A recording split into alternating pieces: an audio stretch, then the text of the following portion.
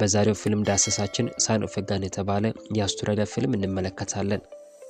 ፊልሙ የሚጀምረው በአውስትራሊያ ውስጥ በአንድ ቦታ ጁኒየር የተባለ የ19 ዓመት ልጅ ወደ እስር ቤት ሲወሰድ ያሳየን ነው።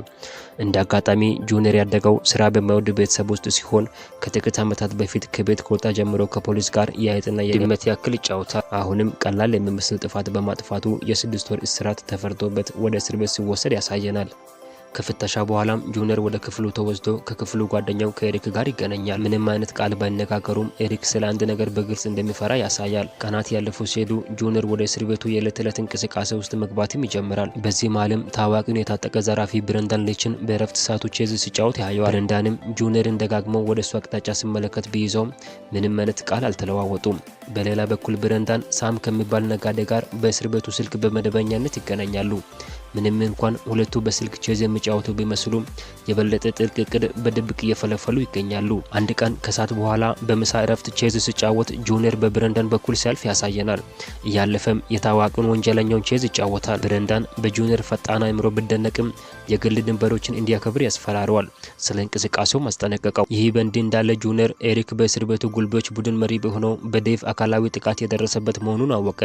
በየጊዜው ወደ እስር ቤት መታጠቢያ ቤትም ይወስዱታል። ሁሉም ሰው ምንም እንዳልተፈጠረ አድርገው ችላ ይሉታል። በአንድ ቀን ምሽትም እስረኞቹ ወደ ክፍላቸው ሲመለሱ ጁኒየር ኤሪክ በጥርስ ብሩሹ ጀርባ ላይ ምላጭ አስገብቶ ሲያስተካክል ያየዋል። በመጨረሻም የደረሰበትን በደል ለመታገል የወሰነ ይመስላል። ይሁን እንጂ በማግስቱ ጠዋት ጁኒየር ከእንቅልፉ ነቅቶ ሲወጣ ኤሪክ በጎሮሮ ላይ ደም የፈሰሰ ወለሉ ላይ ተኝቶ ያገኘዋል። የምላጩ መሳሪያ ለዴቭ ሳይሆን ለማይታሰበውና ለማይደፈረው ነበር። ጁኒየር በንዴት ለእርዳታ ሰውን ቢጠራም ነገር ግን አብሮት የሚኖረው ጓደኛው በህይወት ሊተርፍ አልቻለም። ኤሪክ በመሞቱ ዴቭና ቡድኑ ጁኒየርን እንደ ቀጣይ ኢላማ በሱ ላይ ማነጣጠር ይጀምራሉ። አንድ ቀን ምሽትም ወደ ክፍሉ የተመለሰ ሳለ ጁኒየር በዴቭ ሰዎች ይያዛል። እንደ እድል ሆኖ ብረንዳን ከሰራተኞቹ ስተርሎና መርቭ ጋር ደርሶ ያድኑታል። ታዋቂው የወንጀል አለቃ ጁኒየርን ወደ ክፍሉ ጠራው። በእስር ቤት ውስጥም ስላለው አስቸጋሪ የህይወት እውነታ ትምህርት ሰጠው። ቀጥሎም ለጁኒየር ሁለት ምርጫዎችን ያሳየዋል። አንድ ስለ ራሱ እንዲያስብና ቀጥሎም ለመመለስ መዘጋጀት እንዳለበት ይነግሯል። ነገር ግን ጁኒየር በራሱ ለመዋጋት የሚያስችል በቂ ጡንቻ ስለሌለው ብረንዳን ስምምነትን አቀረበ። ቀሪው የእስር ቅጣት እንደሚከላከልለትና በምላሹ ጁኒየር ከእስር ሲወጣ ብረንዳን የሚጠይቀውን ማንኛውም ተግባር ማከናወን እንዳለበት ይነግረዋል። ጁኒየርም ይህንን ውሳኔ ለመወሰን የቀናት ጊዜ ወስዶበታል። ከጥቂት ቀናት በኋላ ዴቭና የሱ ቡድን ጁኒየርን አድፍጠው በግድ ወደ መታጠቢያ ቤት ወሰዱት። ነገር ግን ብረንዳንና ሰዎቹ በድጋሚ ሊያድኑት ቻሉ። ተጨማሪም ዴቭን ከደበደቡት በኋላ በደረጃው ወርውሮ የጁኒየርን ስጋት ለአንድና ለመጨረሻ ጊዜ ያበቃሉ። ከዚህ ክስተት በኋላ ጁኒየር በመጨረሻ የብረንዳን ስምምነት ተቀበለ። እንደ እቅዱ የእስር ቅጣት ካለቀ በኋላ ወደ ሳም ቤት ይሄዳል። ነጋዴውም ሄሊኮፕተርን ለመጥለፍ የሚያስችል አስተማማኝ መደበቂያና አስፈላጊ መሳሪያዎችን ይሰጠዋል። ከዚያ ለጁኒየር የሄሊኮፕተሩን አብራሪ በእስር ቤቱ ቅጥር ግቢ ውስጥ እንዲያሳርፍ ማስገደድ እንዲሁም ብረንዳንና ሰራተኞቹን ፖሊስ ሳይዛቸው ማስወጣት ስራው እንደሆነ ይነግረዋል። ብዙ ወራት ካለፉ በኋላ የጁኒየር የነጻነት ቀንን በመጨረሻ ይደርሳል። ልክ እንደታዘዘው ጁኒየር በቀጥታ ወደ ሳም ቤት አመራ። እሱም የባህር ዳርቻ አፓርትመንትና የብረንዳን እቃዎች ቦርሳ ይሰጠዋል። ከዚያ ምሽት በኋላ ጁኒየር ወደ አፓርታማው ይደርሳል እና በዙሪያው ባሉት አስደናቂ እይታዎች ተደነቀ። ቦርሳውን ከፍቶ የውሸት ፓስፖርት፣ አዲስ ልብስና ሽጉጥም አገኘ። በዚያ ምሽትም ታሻ የምትባል ቆንጆ ወጣት ሴት መታጠቢያ ቤቱን ለመጠቀም ወደ አፓርታማው መጣች። ሳም በዙሪያው ከሚጠብቃቸውና በተለያዩ ስራዎች ውስጥ ከሚቀጥሯቸው በርካታ ሴቶች አንዷ ነች። ጠቃሚ መመሪያዎችን ለመቀበል ለጁኒየር ጥሬ ገንዘብና ሞባይል ስልክ ትሰጣለች። በዚህ ጊዜም ጁኒየር በውበቷ ክፉኛ ይነደፋል። ነገር ግን ስራዋ እንዳለቀ ወዲያው ትሄዳለች። በመቀጠልም ልክ ብረንዳን እንዳዘዘው ጁኒየር ፕራይቬት ዊልሰን የተባለ ጡረታ የወጣ ወታደር ቤት ይሄዳል። ከዊልሰን የተለያዩ የተራቀቁ የጥቃት መሳሪያዎችን ካገኘ በኋላ እነሱን እንዴት መያዝና መጠቀም እንዳለበት አጭር ትምህርት ይወስዳል። ጁኒየር የሄሊኮፕተር በረራዎችንና የጉብኝት ቦታ ወደሚያዘጋጀው አስጎበኚ ኤጀንሲ ይሄዳል። በበረራ መሃልም ሽጉጡን ከቦርሳው አወጣና አብራሪው ወደ እስር ቤቱ እንዲዞር አስገደደው። ይህ በእንዲህ እንዳለ ብረንዳን፣ መርቭና ስተርሎ የእስር ቤቱን ጠባቂዎችን በቁጥጥራቸው ስር ያውሏቸዋል። የቀሩትን ጠባቂዎችን በመያዝ ዋናውን በር ከፍቶ በፍጥነት ይወጣሉ። ብዙም ሳይቆይ ጁኒየር ከሄሊኮፕተሩ ጋር ይመጣና ሁሉም በፍጥነት ወደ ውስጥ ከገቡ በኋላ ታጋቾችን ይዘው ትቷቸው ይሄዳሉ። ከረጅም በረራ በኋላ በመጨረሻ በማዕድን መስክ ላይ ያርፋሉ። አብራሪው ምንም ጉዳት ሳይደርስበት ትተው ወደ መኪናው ይገቡና ከስፍራው ይጠፋሉ። ወደ ሳም ሴፍ ሃውስ ከሄዱ በኋላ ፈጣን ምሳ ለመብላት ይዘጋጃሉ። መርቭ መክሰስ ሊገዛላቸው ሲሄድ የራዲዮ ስርጭት የእስር ቤታቸውን የእረፍት ጊዜ ይዘግባል። ዘጋቢው የእያንዳንዱን ስማቸውንና ወንጀላቸውን አንድ በአንድ እያየ ይዘግባል። ከዓመታት በፊት በአንዲት ትምህርት ቤት ልጃገረድ ላይ ጥቃት በመፈጸሙ መርቭ የቅጣት ፍርድ እንደተላለፈበት ይደርሱበታል።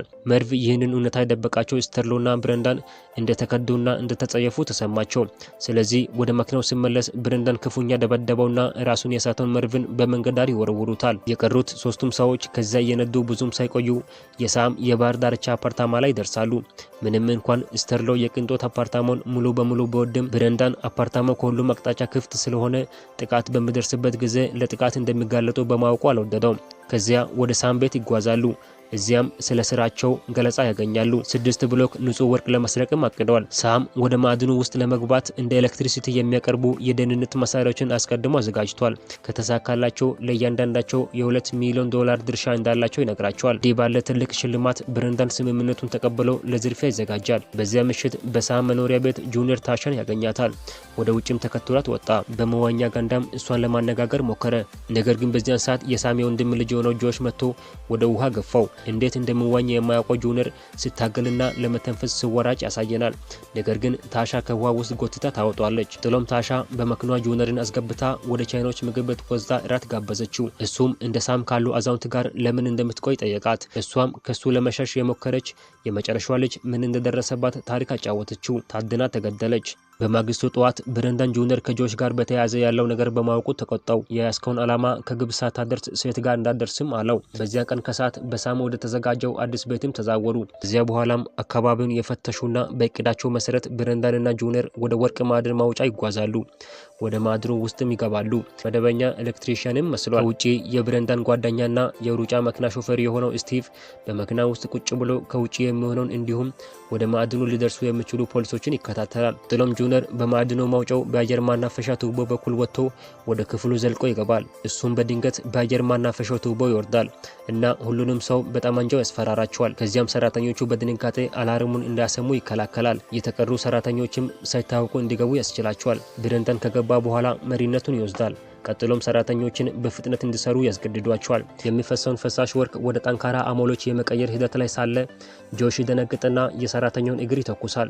በዚህም የተናደደው ብረንዳን መንጋጭላውን ያዞርለታል። ጥሎም ስቲቭ የፖሊስ ሳይረን እየቀረበ እንደሆነ ያስጠነቀቃቸው። ብረንዳንም 6ቱን ወርቅ ይዘውና የማውጫ እቅዳቸውን ማቀድ ይጀምራሉ። እንደ ሰራተኞቹ በመምሰል ወደ ማዕድኑ ማውጫው ያለምንም ችግር መድረስም ቻሉ። ከዚያም ታጋቾችን እንደ ጋሻ በመጠቀም መኪናቸው ውስጥ በመግባት ለማምለጥም ችለዋል። ነገር ግን በርካታ የፖሊስ መኪናዎች ያለማቋረጥ መኪናቸውን በመተኮስ እነሱን ማሳደድ ይጀምራሉ። በዚህ ጊዜም ስተርሎ በጥይት በጀርባው ተመቶ በከፍተኛ ሁኔታም ይጎዳል። ከብዙ ማሳደድ በኋላ ስቲቭ በመጨረሻ ፖሊሶችን በማለፍ ብዙ ተከታይ የፖሊስ ተሽከርካሪዎች እርስ በርሳቸው እንዲጋጩ አደረገ። ነገር ግን በዚህ ጊዜ ስተርሎ እንደማይተርፍ ይገነዘባል። በመጨረሻው ስቲንፋስም ከተሰረቀው ወርቅ ድርሻውን ለትንሿ ሴት ልጅ እንዲሰጧት ጠየቃቸው።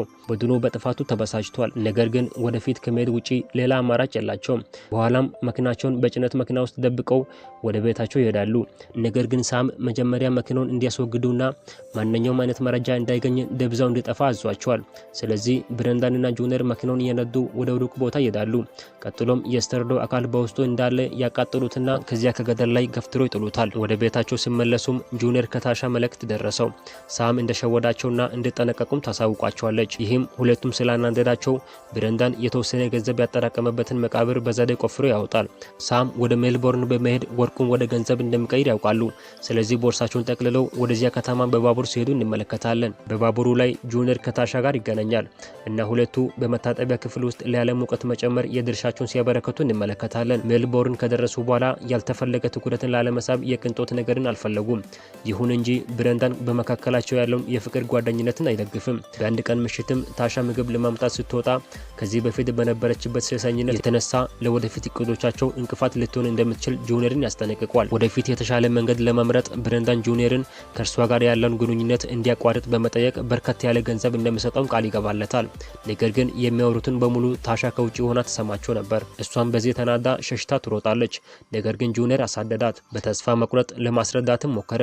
ታሻም ጁኒየርን አንድ ስራው ከተጠናቀቀ በኋላ ብረንዳን እንደምታወው አስጠነቀቀችው። ቀጥሎም ከሳም ሰዎች አንዱ የሆነው ወይን ያረፉበትን ሆቴል በመከታተል ብረንዳንን በውስጡ አገኘው። ሽጉጡን ወደሱ በመደገን ሳም በፊት በተስማማችሁበት ሳይሆን በራሱ ባወጣው ዋጋ እንደሚከፍላቸው ይነግራቸዋል። ይሁን እንጂ ብረንዳን ሳም እሱንም እንደተጫወተው ወይንን ያሳምነዋል። ቀጥሎም ብረንዳን ብዙ ገንዘብ እንደሚሰጠው የነገረው እርዳታውን ይጠይቃል። ገንዘብ ወዳዱ ወይንም ወዲያውኑ ስምምነቱን ተቀበለ። በማግስቱ ጁኒየርና ብረንዳን ሳም አለ ወደ ተባለበት ቦታ ይሄዳሉ። ሲደርሱም ጆሽ የያዘውን የወርቅ ቦርሳ ለገዢው ሲሰጥ ይደርሳሉ። ከየት መጣ ሳይባል በድንገት ልውውጣቸው በዋይን ይቋረጣል። እሱም መኪናውን በሙሉ ፍጥነት በመንዳት በቦታው የነበሩትን አብዛኞቹን ለመግደል ችሏል። ብሬንዳንም አጋጣሚውን በመጠቀም ወርቁን የራሱ የግሉ ያደርጋል። የተልኳቸው የመጀመሪያ ክፍል ሲጠናቀቅ ጁኒየርና ብሬንዳን ምንም ጊዜ ሳያጠፉ ወደ ሳም ይሄዳሉ። ቀጥሎም በሁለት ጥይት በሆዱ የተመታው ሳም ዳግመኛ ላይመለስ በዛው ይሄዳል። ከዚያም ብሬንዳንና ጁኒየር ሌሊቱን የሚያሳልፉበትን ሆቴል ያገኛሉ። ብሬንዳን የወርቅ ሻንጣውን ከአልጋው ስር ሲደብቅ ጁኒየር ወደ ውጪ ለማውጣትና ታሻን ለማግኘት ሰበብ ፈጥሮ የሆቴሉን አድራሻና የክፍሉን ቁልፍ በፖስታ ይልክላታል። ከዚያም ሁለቱ ከሀገር ለማውጣት ለራሳቸው ጀልባ ይገዛሉ። በማግስቱ ማለዳ ብሬንዳንና ጁኒየር በጀልባቸው መጓዝ ይጀምራሉ። ይሁን እንጂ ታሻ እንዳስጠነቀቀችው ብሬንዳን ለጁኒየር ትንሽ ወርቅ ብቻ ያቀርብለታል። ይህንን ኪደት አስቀድመው ገምቶ ነበር። ስለዚህም የሆቴሉን አድራሻ ለታሻ እንደሰጣት በድፍረት የነገረው እሷም ወርቁን በድንጋይ ቀጅራ የእውነተኛውን ወርቅ ለመደበቅ እንዳሰሩበት በግልጽ ነገረው። በሴራቸው የተናደደው ብሬንዳንም ጁኒየርን ጎትቶ ወደ ውሃ ውስጥ ያስገባዋል። ከተወሰነ ጊዜ በኋላ ጁኒየር መዋኘት ስለማይችል ብሬንዳን ብቻ ወደ ላይ ይወጣል። ነገር ግን ብዙም ሳይቆይ የሰመጠውን ጁኒየርን ከውሃው ወደ ውጭ አወጣው። ቀጥሎም ብሬንዳን መታገል ምንም ፋይዳ እንደማይኖረውና ጁኒየር እንደበለጠው አመነ። ከዚያም ብሬንዳን ለጁኒየር ትክክለኛውን የገንዘብ ድርሻ እንደሚሰጠውና ከዚያም በትንሽ ጀልባ ወደ ባህር ዳርቻ እንደሚሄድ ቃል ይገባለታል። ብሬንዳን በመጨረሻ በፖሊሶች ተይዞ ወደ እስር ቤት ተመልሶ ይገባል። በመጨረሻም ከበርካታ ወራት በኋላ የወርቅ ድርሻው ያለበትን ቦታ የሚገልጽ ደብዳቤ ከጁኒየር ይደርሷል። ብሬንዳንም በመስኮት በኩል ከሚያየው ከብርሃኑ ወጋገን የበለጠና የታደሰ የተስፋ ስሜት ከፊቱ እያሳየን ፊልሙ በዚህ ይጠናቀቃል።